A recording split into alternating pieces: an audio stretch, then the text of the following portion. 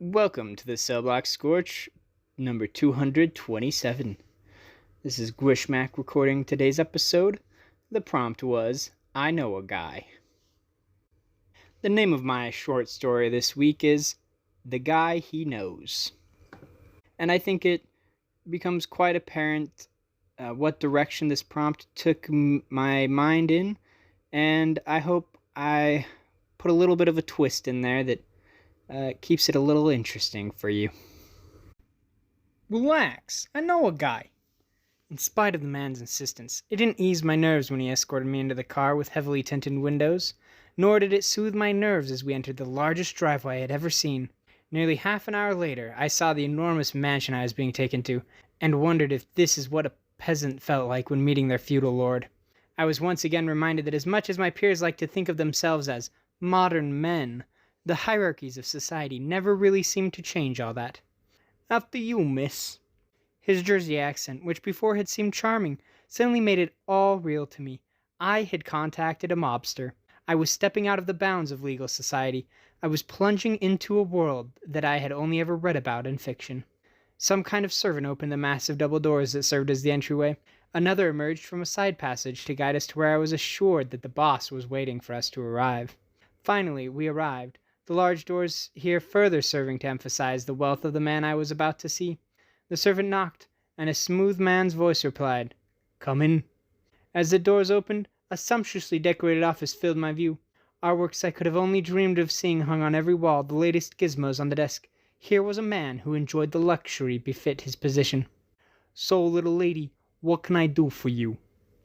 "Can you make it seem like a certain professor has, shall we say, disappeared, while ensuring that they can't ever come back?" "And what's in it for me?" I slid him the briefcase that had been my constant companion for the last 2 days, the briefcase full of my only leverage in this matter. I was just a grad student after all. The boss looked through it carefully, eyes taking in every single detail presented. As he shuffled through the material, his eyes began to glimmer. "Lady, this time next year, only his wife is gonna miss him."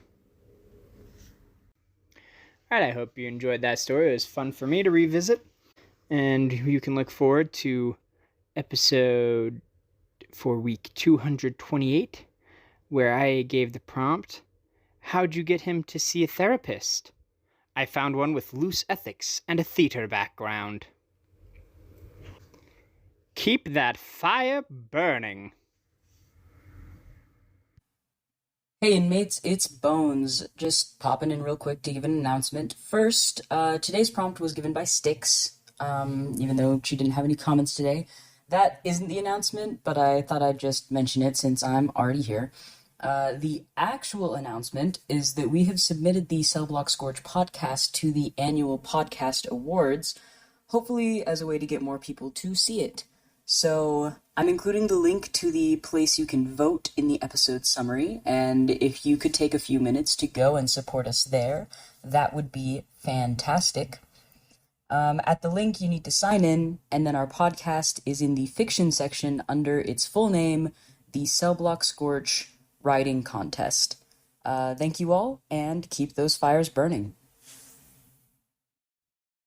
The Cellblock Scorch is a production of Stellacore, an independent group of nerds sharing their obsessions with the world. We can be reached at thestellacore@gmail.com, through comments on your podcast platform of choice, our Instagram, Stella_core, and at our YouTube, also called Stellacore.